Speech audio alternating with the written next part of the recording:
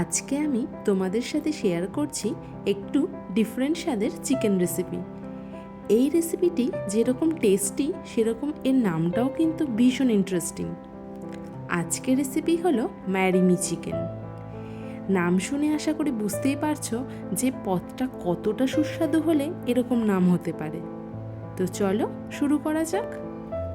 প্রথমে আমি 600 গ্রাম মতো চিকেন নিয়েছি। এখানে আমি চিকেনের ব্রেস্ট পিস ইউজ করেছি। তোমরা চাইলে তোমাদের পছন্দ মতো পিসও ইউজ করতে পারো, তবে চিকেনের ব্রেস্ট পিস দিলে এটা কিন্তু দেখতেও সুন্দর হয়, আর প্রপারলি রান্না করতে পারলে এটা কিন্তু চিকেনের ব্রেস্ট বলে যে জুসি ভাবটা হবে না, সেটাও কিন্তু না, দারুণ টেস্টি অ্যান্ড জুসি হবে।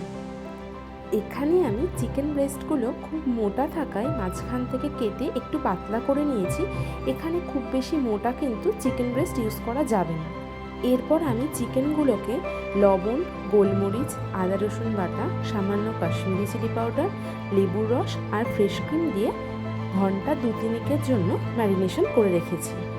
2-3 ঘন্টা পর আমি এখানে একটি প্লেটের মধ্যে কিছুটা পরিমাণে ময়দা নিয়েছি। ময়দাতে চিকেনগুলোকে ভালো করে কোট করে নিয়েছি। খুব বেশি পরিমাণে চেপে চেপে কোট করব না, হালকা করে কোট করে চিকেনগুলোকে হালকা করে ঝেড়ে নিয়ে এখানে কড়াইতে একটু ফোঁটা তেলের মধ্যে সামান্য বাটার দিয়ে এটাকে ফ্রাই করে নেব ভালো করে, যতক্ষণ না এটার গায়ে হালকা হালকা ক্রিস্পি ভাব আসছে। দেখো চিকেনগুলো গোল্ডেন ব্রাউন হয়ে ভাজা হয়ে গেছে এবং এর গা কিন্তু হালকা ক্রিস্পি ভাবে চলে এসেছে। এই অবস্থায় চিকেনগুলোকে আমরা তুলে রাখবো।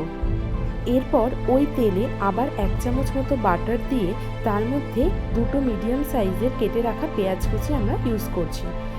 এরপর এর মধ্যে আদা রসুন বাটা, কাজু বাদাম বাটা, লবণ, গোলমরিচ, অরিগানো, চিলি ফ্লেক্স দিয়ে ভালো করে কষিয়ে নেব।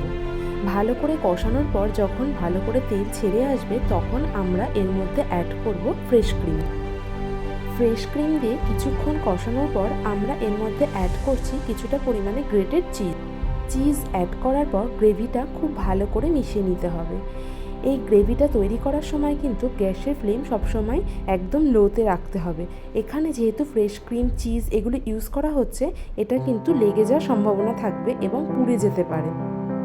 এবার গ্রেভিটা একটু ফুটে উঠলে এর মধ্যে আমরা অ্যাড করব চিকেনের পিসগুলো। চিকেনগুলো দিয়ে দেওয়ার পর আমরা এখানে কিন্তু খুব বেশিক্ষণ রান্না করব না, আমরা এই মিনিট 3-4 জন্য এটাকে রান্না করে এর মধ্যে আমি অ্যাড করেছি এখানে রোজম্যারি। তোমরা যদি রোজম্যারি না পাও তোমরা কিন্তু এখানে পার্সলেও ইউজ করতে পারো। এবার গ্যাসের ফ্লেম অফ করে আমি এখানে কিছুটা পরিমাণে গ্রেটেড চিজ, ফ্রেশ ক্রিম, গোলমরিচ গুঁড়ো আর একটু রোজম্যারি দিয়ে একটু গার্নিশিং করে নিয়েছি। ব্যাস তৈরি হয়ে গেল আমাদের ম্যারি মি চিকেন। তোমাদের রেসিপিটি কেমন লাগলো আমাকে অবশ্যই জানিও। ভালো লাগলে লাইক, কমেন্ট, সাবস্ক্রাইব করে দিও। চলো টাটা।